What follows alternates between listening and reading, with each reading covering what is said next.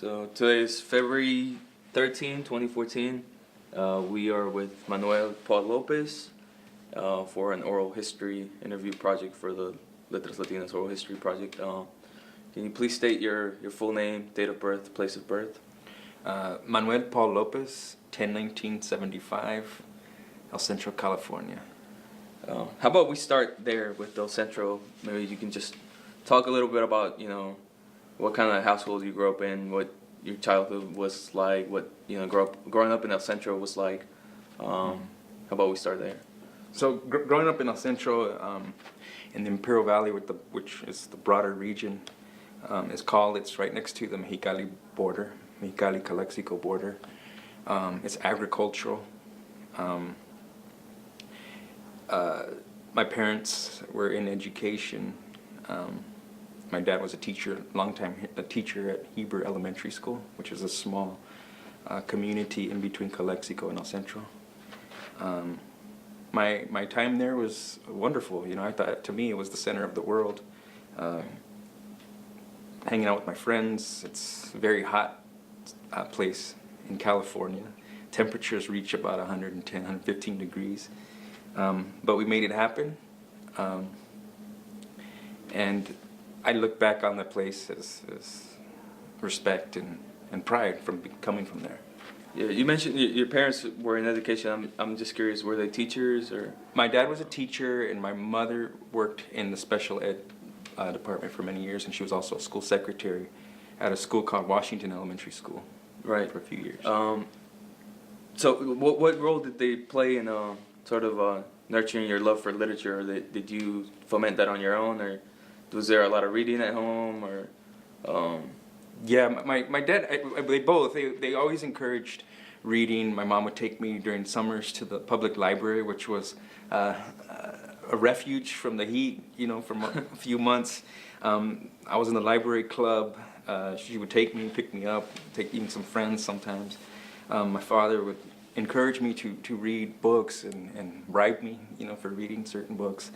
So it was there. I was fortunate in that way to have the books available to me, to be able to get those rides to the library, and it was reinforced, by talking about these things with my parents.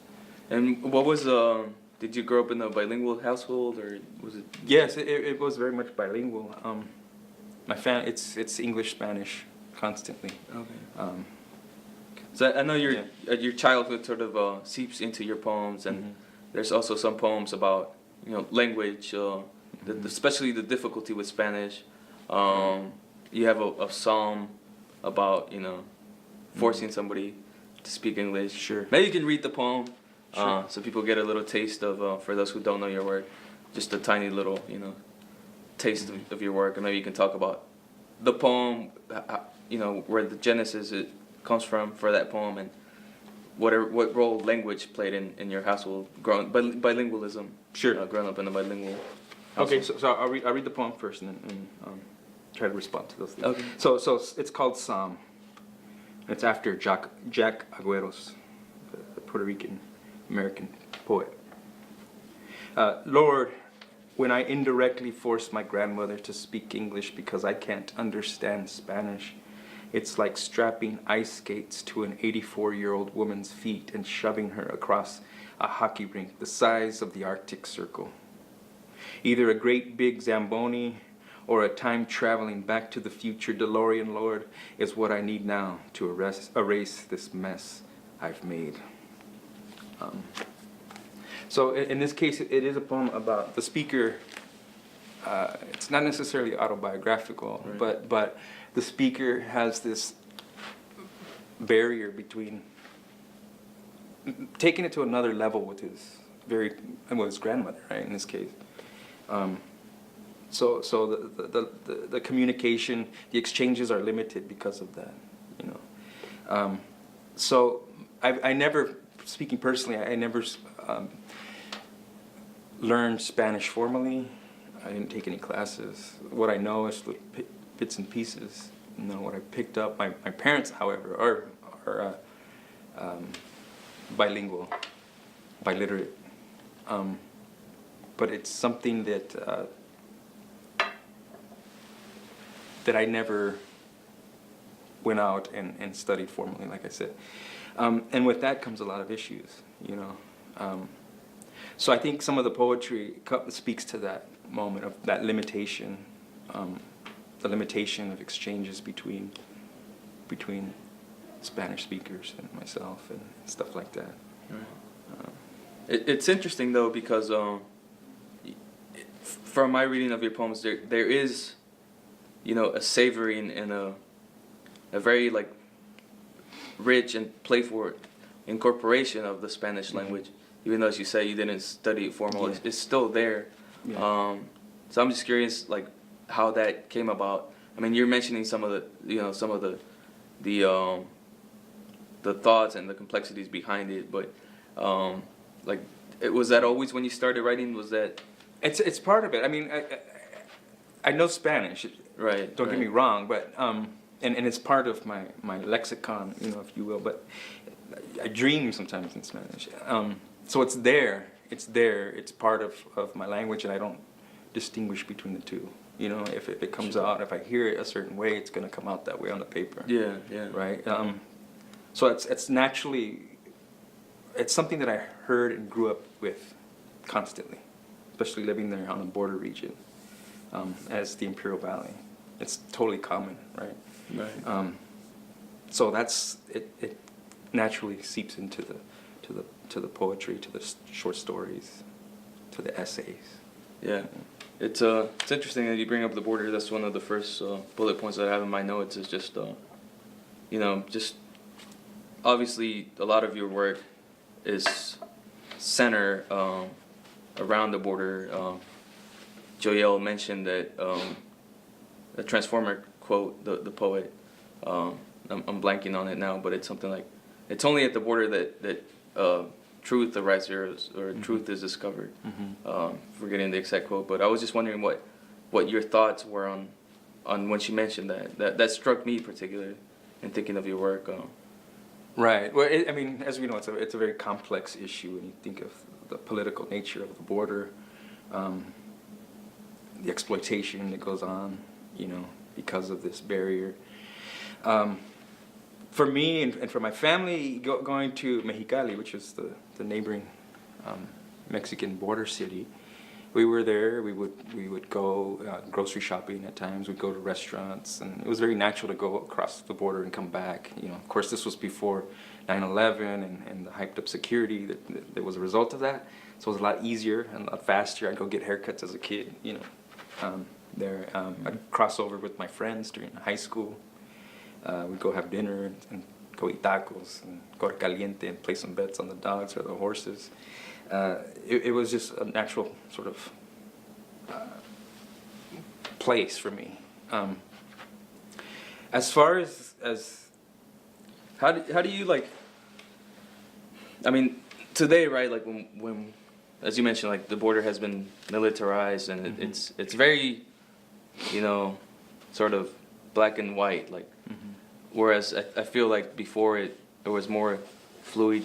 It was more of a fluid border, but yet we also have like a huge, you know, population boom of Latinos throughout the whole country. So the border is still kind of fluid, though.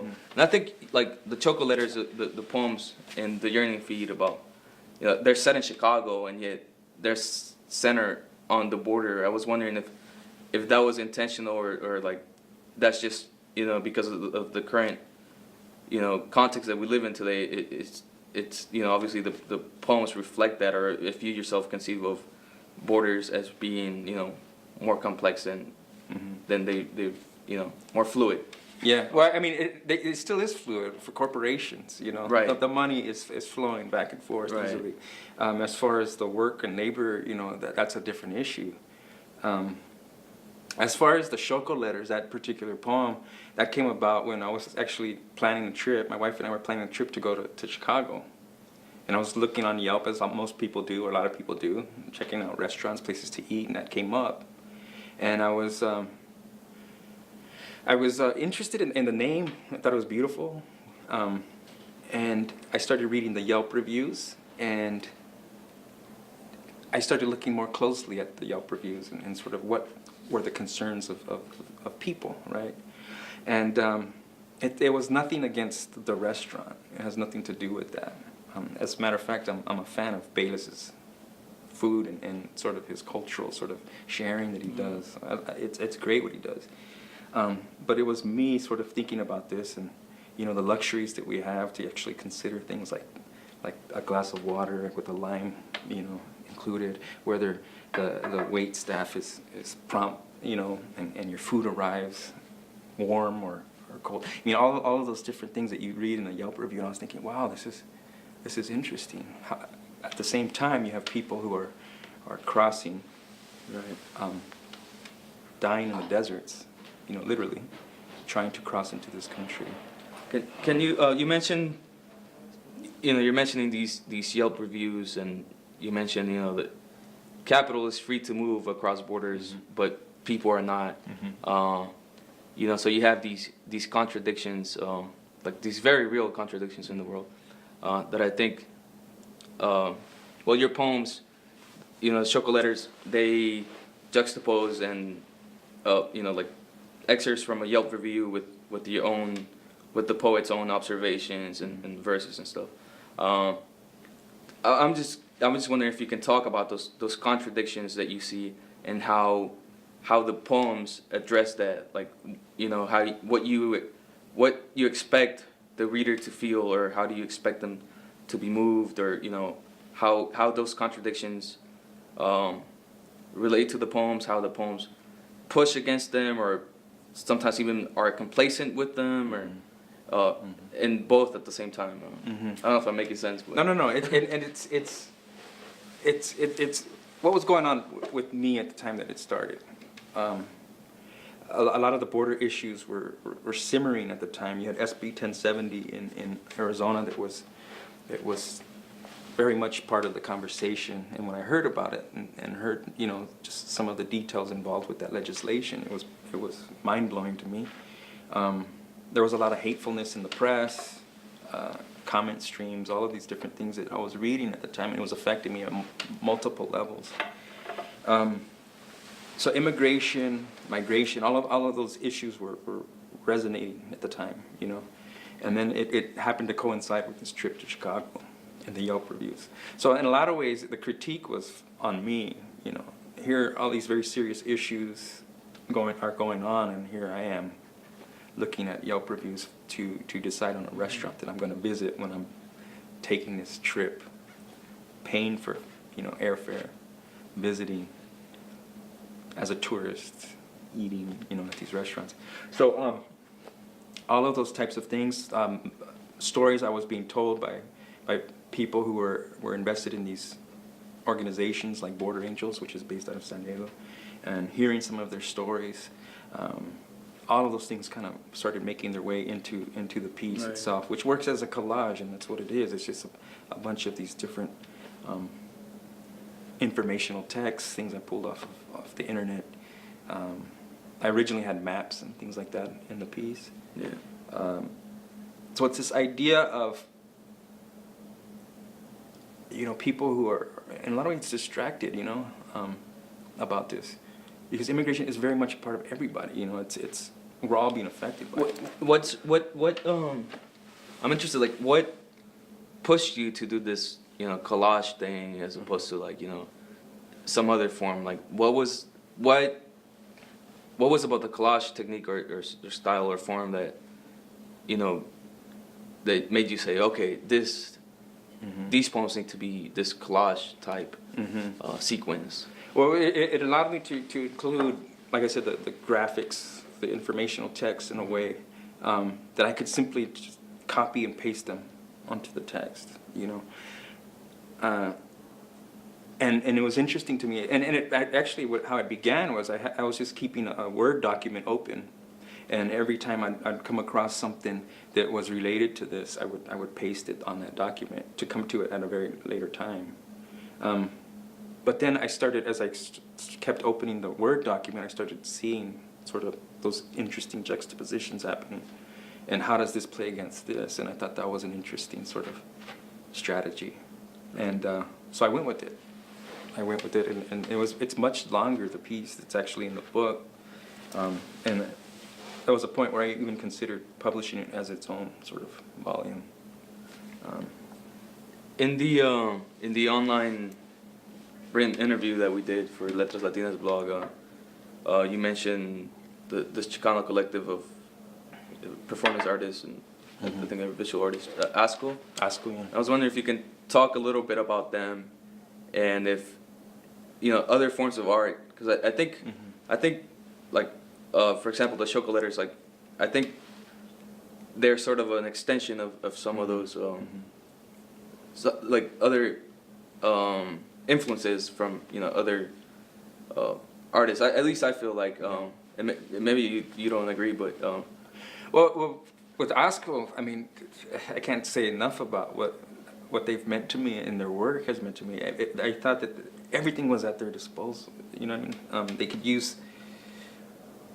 whether it's performance, whether it's visual, whether it's sculpture, whether it's fashion, all of those elements made it into their work, which was incredible, and it just broke down the barriers. There wasn't really, this total like this genre. It was all of it together, and that's what's always been appealing to me, it was that freedom, and they were just so hip, right, so ahead of their time, so they have always been an incredible influence for me. How did you first learn about them? I think it was just books that I came across in the library, Gronk, Patsy Valdez, Willie Herron, Harry Gamboa, and then all of the others, Marisela Norte, and it's a larger group, right? But it's just exciting, cutting edge. They're hip, like I said, hip, the new wave. I mean, it was all there, Is that something? I know you had mentioned that you're reading that you find great freedom in writing, and it seems to me like one of the things that appealed to you about ASCO was this sort of, freedom of the imagination, this sort of, this sort of playground, for an artist to, like the page is your playground, and yeah, for sure, and it, like I mentioned last night, it's one of the only places where I have that sort of that space where I can just kind of let things go, so that's what writing is for me, just as music is, It's, how do you move from from that, that the exercise, or maybe not exercise, but the act of writing and having fun to, having a manuscript, like what is your process behind that? I know last night you were asked about revision. Do you revise, or does it happen a lot on like on a Word document, just shifting things around and looking for those interesting points of tension and contradictions and that kind of thing? Yeah, I mean, it depends on the piece. Some are very quick. Some that they almost write themselves, and some there's hardcore labor that's involved with that. It depends on the piece, and sometimes you get it right, sometimes you don't. Most often you don't. But for me, I mean, it's the act of assembling. So it's over time. I don't necessarily go and, at least now, and I'm 2 books. I'm still learning, right? But I don't necessarily have a project in mind. It's not that. For me, it's just this natural sort of assembly of poems. Right. You had mentioned that you're always reading, that whatever you're sort of reading kind of inspires the poems, whatever you're into at the time. I was just wondering, like what are some of those writers that you go back to? What are or those first writers that first brought you to poetry, or maybe extending it, not just writers, but other, we mentioned ASCO and yeah, so ASCO, and the music of Miles Davis was a super big influence for me, when I was a kid, learning the trumpet and stuff like that, but sort of what he stands for, and that constant innovation, and changing, evolving, was something that was really impactful for me as someone who was thinking about music and writing and art. I mean, there's so many writers like Cesar Vallejo, Zurita, who was mentioned yesterday, Ted Berrigan, Kenneth Koch. You know, it's all over the place. You know, with the people that I read. I try to read as many varied sort of artists as I can, just to kind of take it in. You know? Right. I wanna read something that that we got. Then the English department or the creative writing department was publicizing your reading. They send us these sort of summaries. The poems in Manuel Paul Lopez's The Yearning feed are embedded in the San Diego Imperial Valley regions, communities located along the U.S.-Mexico border. Lopez, an Imperial Valley native, considers La Frontera, or the border, as magical, worthy of Macondo-like comparisons, where contradictions are firmly rooted and ironies play out on a daily basis.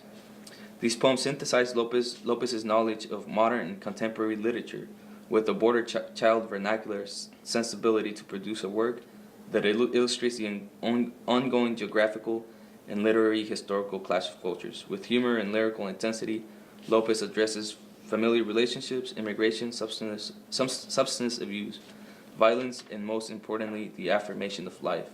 I wanted to read it because the line Lopez, an Imperial Valley native, considers La Frontera, or the border, as magical, worthy of Macondo-like comparisons. And you're mentioning, like all these various writers that you read. But there's no sort of mention of like a local poet or like a border poet kind of thing. But I'm curious, like,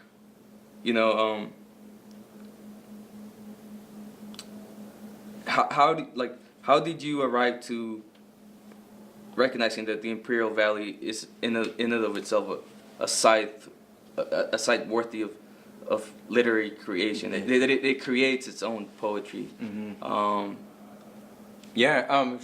As far as I was concerned, the Imperial Valley was the center of the world, Right. It was the center of the world, and I had access to these libraries, the public library on State Street, the library, Spencer Library at Imperial Valley College, the library at San Diego State, Imperial Valley.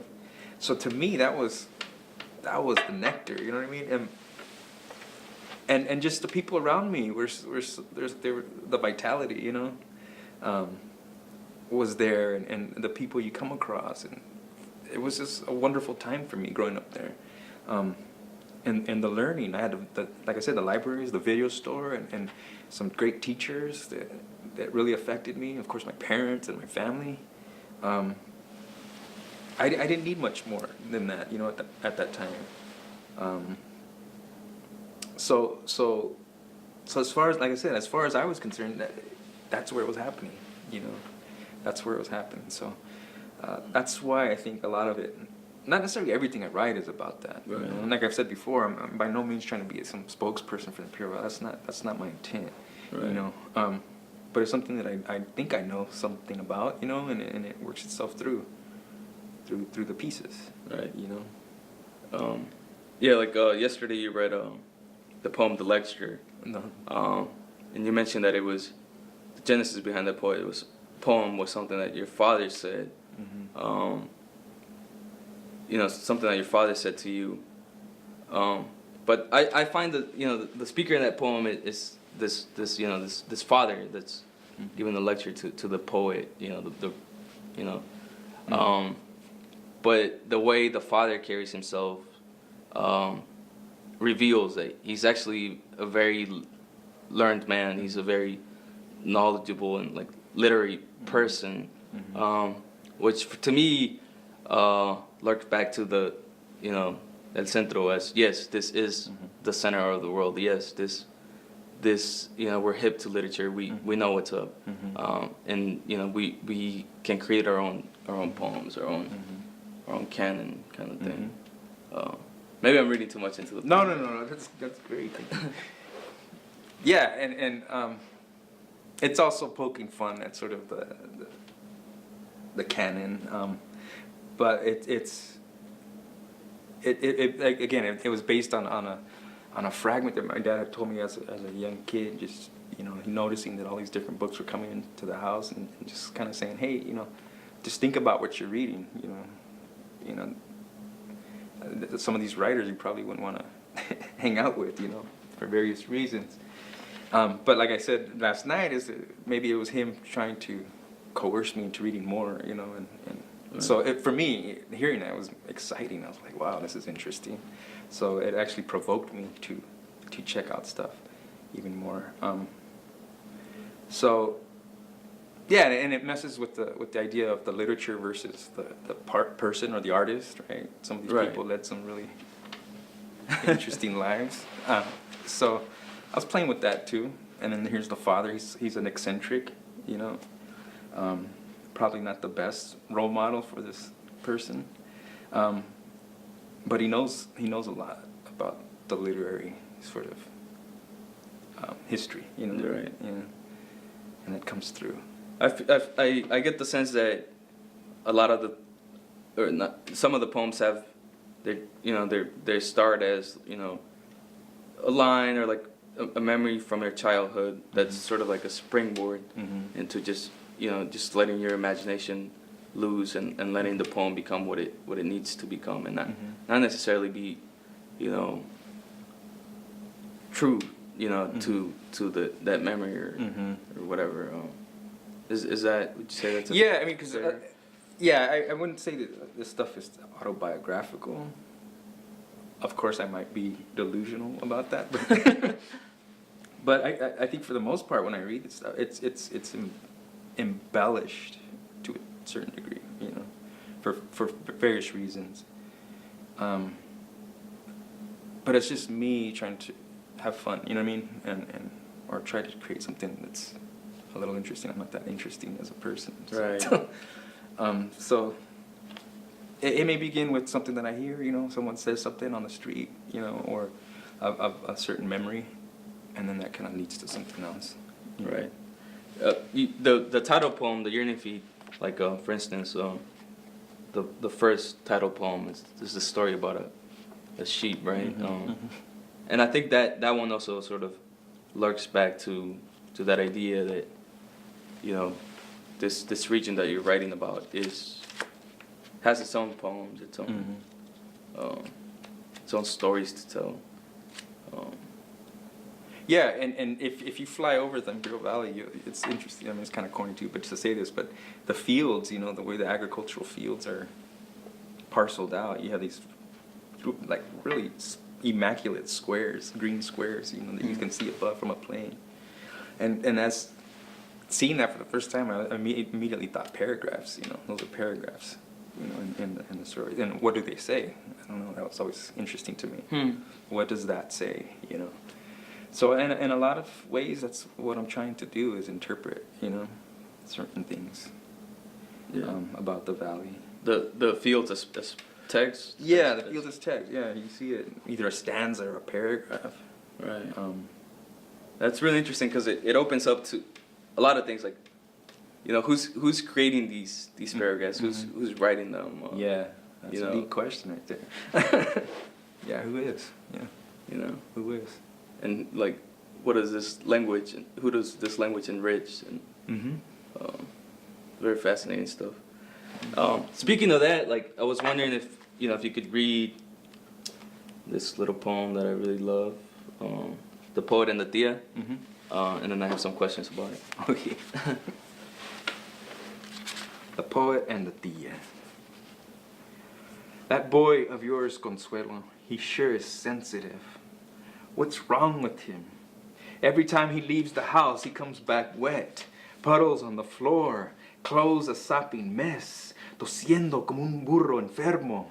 We live in a desert, for God's sakes. How does he get so wet? Where does he find such sad-looking rain?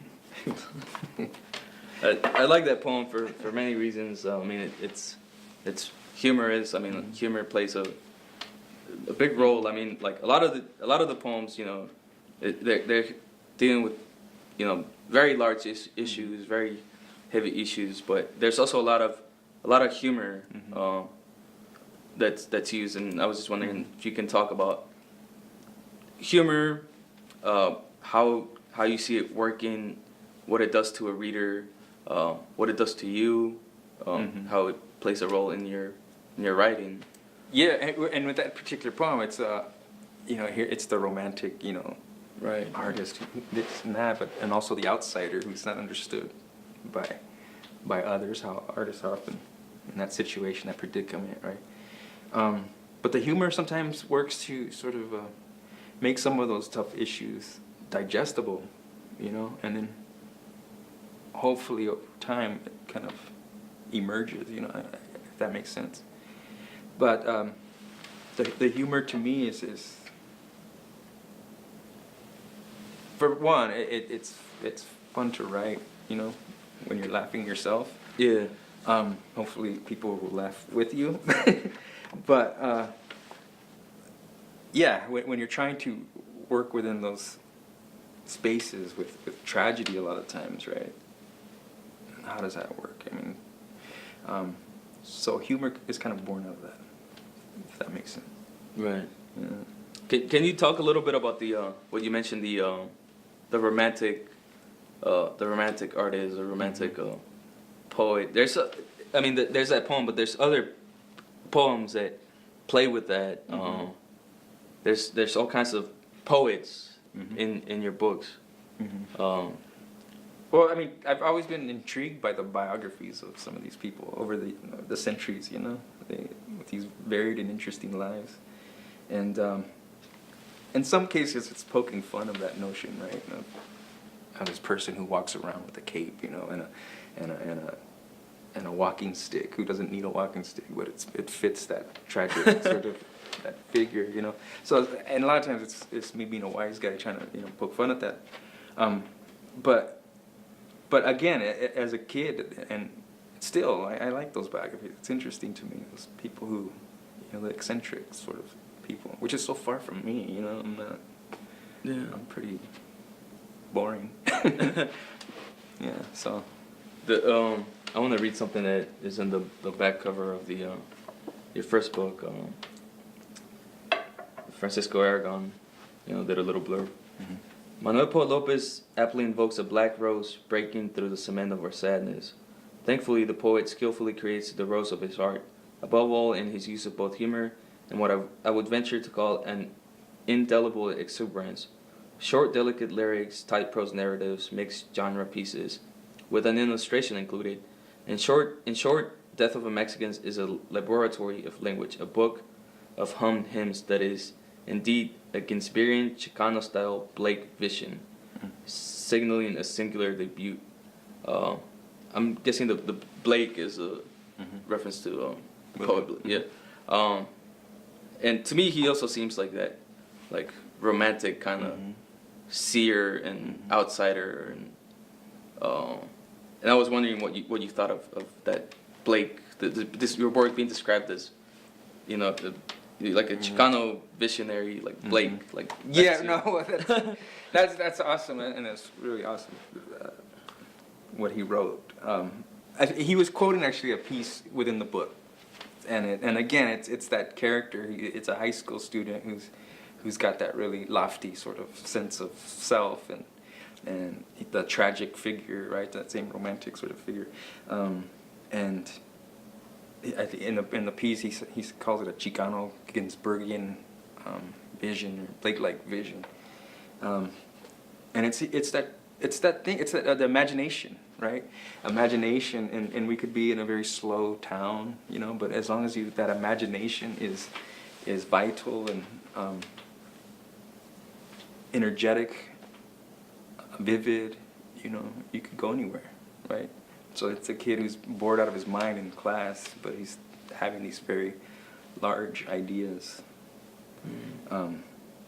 So I think that's where it goes to, because growing up, the valley's changed a lot. There's a lot more. There's Starbucks there now. There's a mall that just opened up, but before it wasn't. It was a quiet, slow, small town. And that's where I would. Your imagination is a way to go beyond. Yeah, you mentioned this morning that you have about 30 pages of a new poems. And going back to the idea of the centro, the desert tags. I was wondering if those ideas, those things are in your new poems, or if you have other poems. Yeah, not too much this time. There's a number of a series. One is it's called the YouTube Narratives. And there's a series of poems built on the idea of the YouTube tutorials. And there's another one called Alternate Endings. It's a series as well where things in history have kind of changed and had different outcomes and how they impacted others. So it's a little bit different than some of the other stuff that I've written, which is exciting to me. All right. Well, I think we have time for you to read another poem. We'll conclude after that. Sure. You have one?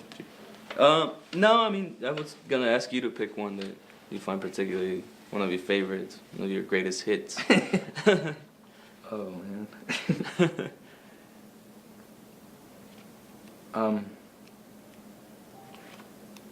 Okay.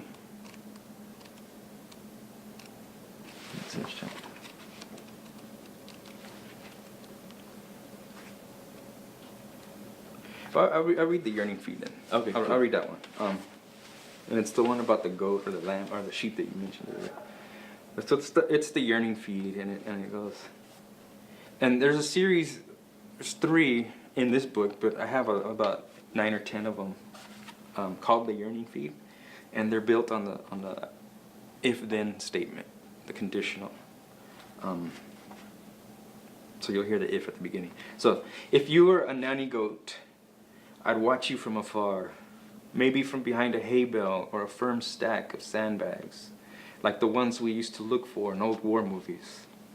Nonetheless, my safety would come first.